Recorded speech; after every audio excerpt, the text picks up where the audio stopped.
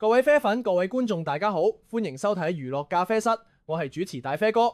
今日我哋聚焦大 S 徐熙媛一個令人心碎但值得被好好整理嘅1週年特輯。疑問係喺最後5日之中，有邊一個關鍵決定可能左右咗結局，而我哋又可以從中學到咩？待陣間同大家逐步拆解。我知大家都好關心最新公開資料同時間線。娛樂咖啡室會用最近1週年韓國 KBS 節目《名人生老病死嘅秘密》同多方可核實報導去幫大家清楚梳理事實，同時提供貼地分析，同你一齊思考旅行同健康嘅平衡。想持續睇到我哋做嘅深度娛樂新聞同專業解讀，記得訂閱娛樂咖啡室同撳下個鐘仔。我哋承諾將更多有價值嘅更新帶俾你。先講時間同地方。可確認嘅係，大 S 喺2025年1月29日同丈夫具俊係2個小朋友，妹妹小 S 同家人以及媽媽一齊到日本過年旅行。出發前已經有咳嗽病源，多數係流感。到埗之後好快就出現高燒同肌肉酸痛。據當時報道，1月30日喺箱根溫泉區睇咗醫生，醫生建議去東京大型醫院跟進。其後2月1日入院，東京醫院2月2日早晨離世，享年48歲。呢部分係多個來源一致記載。而喺最近，韓國 KBS 2026年製作嘅1週年特輯入邊，節目首次公開佢最後5日足跡，提到一段好重要嘅心理同決定過程。節目指大 S 初期以為係受涼，想靠暖身去好轉，於是喺酒店泡溫泉。但對於佢嘅身體狀況嚟講，呢部可能係致命壓力。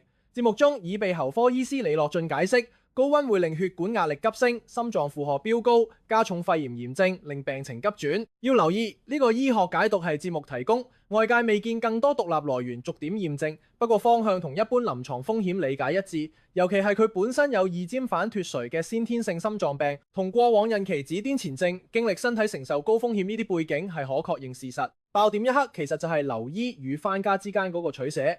節目披露，日方醫師曾建議轉入大型醫院深切治療，但大 S 對喺異地長時間留院有恐懼，強烈想翻屋企。家屬順住佢意願訂好2月2日返台機票辦理出院。據節目所述，2月2日下晝去機場途中，大 S 心臟突然停咗跳，隨即火速再送醫護，全力搶救，長達14小時，最終不敵病情。呢段描述嚟自節目披露，目前外界未見更多獨立資料，完全對應到每一個細節。同時亦有多個報導指出，佢係2月2日早晨於東京醫院離世。兩者放埋一齊睇，我哋可以肯定嘅係，病情喺短時間內迅速惡化，最終於東京與家人陪伴下離開。呢個核心事實冇變。講到呢度，我想用一個角度去分析。第一，旅行期間嘅流感唔可以掉以輕心。醫師蘇一峰曾經解釋，一般免疫力正常又冇慢性病嘅中年人流感重症化大約係1%，但如果有基礎疾病風險就會明顯上升。大 S 有二尖瓣脫垂癲癇，過往病史、心臟相關狀況同埋曾受抑鬱同飲食失調困擾，呢啲都係會令身體對感染反應變得複雜嘅因素。第二，退燒未必等於好返。節目中醫師提醒，發燒係身體同病毒打仗，如果突然退燒，可能係身體資源耗盡嘅信號。呢點喺臨床上亦常被提出。當有呼吸困難、意識混亂、心跳或血壓不穩定，就要即時求醫啦。第三，異地就醫嘅溝通同抉擇係每個家庭都會面對嘅難題。我哋理解想返屋企嘅心情，但亦要評估行程同出院後風險。將鏡頭拉返去畫面感，最強嗰刻係車程上出現心臟驟停。呢個說法佢帶嚟嘅震撼係大家會諗，如果唔出院，會唔會有另一個結局？老實講，喺當時嗰個狀態，家人要喺不確定之中作決定，真係極難。以主持人角度，我更想借呢件事提醒大家，旅行前要準備第一份健康清單，包括長期藥物譯文、病歷聯絡保險。第二個後備方案，例如最近醫院位置，而唔係到時先諗。你又點睇？面對重症預兆，應該優先留院定係盡力返家？歡迎你喺留言同我哋講講你嘅取態同經驗。轉場講家庭陪伴呢段時間，具俊傾小朋友媽媽妹妹小 S 同妹夫許亞軍一直喺身邊守住，令人感受到一家人面對巨變時嘅團結。之後1年間，外界亦見到具俊卡多次俾人喺墓園遇見，默默守候。有報道指紀念雕像落成，設計理念同碑文充滿告白味道。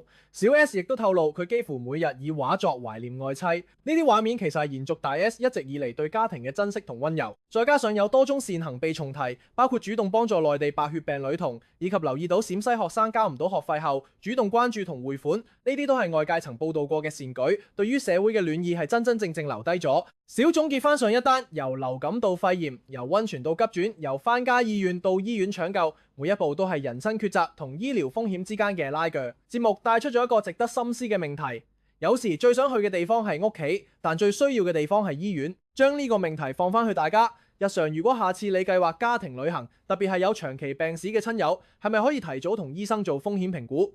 溫泉高強度行程、長途車程逐一點名，先未雨綢繆。講到旅行，順帶提一句，如果大家最近要去旅行要訂機票，酒店可以係影片描述欄撳我專屬優惠連結，幫大家慳到錢之餘又有保障，行程安排更穩陣。最後我想俾3個清晰提醒：第一，流感唔係小事，尤其係有基礎疾病嘅朋友，任何呼吸加劇或意識變化都要即時就醫。第二，退燒唔必然係好消息，觀察整體精神狀態同呼吸負荷先係關鍵。第三，異地就醫要以醫療安全優先，同家人預先講好計劃，包括語言支援、保險通道、交通安排呢啲功課做足先可以安心玩到尾。呢啲都係大 S 最後5日特輯帶俾我哋最現實嘅啟示。今日關鍵字就係最後抉擇。呢個抉擇有時冇標準答案，但有準備同資訊就會多一分勝算。你覺得如果身邊人喺外地突發重症，最重要嘅前3步會係乜？邀請你喺下面留言分享你嘅清單，我會喺下一集揀幾個重點留言再延伸講。多謝大家收睇，如果覺得今日嘅整理同分析有幫助，記得訂閱娛樂咖啡室同撳下個鐘仔。我哋會繼續用最新資料做最清晰嘅娛樂新聞解讀。如果中意呢條片，俾個讚同分享俾朋友，一齊將關心同準備傳開去。我係大飛哥，下集再見。